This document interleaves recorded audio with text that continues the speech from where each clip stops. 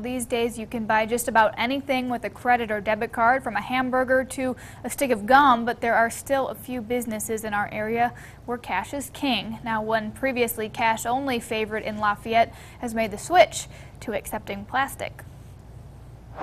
If you've visited a Dog and Suds restaurant lately, you may have noticed a slight change to the drive-in's menu. We still have people every day asking if we take credit cards, but we do take them now. Dog and Suds owner Dan Washington says it's taken 13 years under his ownership to make the change, but that wasn't because he didn't want to. But because we didn't know how to, without having it interfere with our service, which is a huge part of our business. Customers come back because they get food fast. Washington says his restaurant's sales numbers are up enough to cover the costs of swiping debit and credit cards, and he says his staff has worked out a system so that the extra convenience of using plastic doesn't mean extra time waiting. The car attendant is bringing the food out to the car.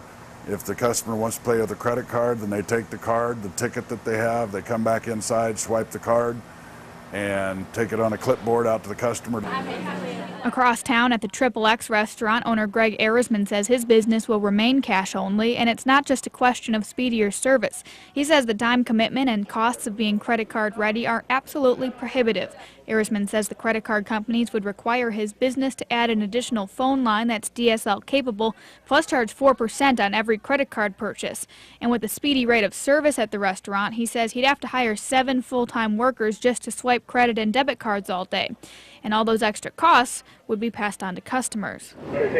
But at Dog and Suds, Washington says it's the customers who encouraged him to start swiping cards. It's a cost of doing business. If you're going to be customer friendly and try to do what the customer needs, then it's a part of the business that goes along with it.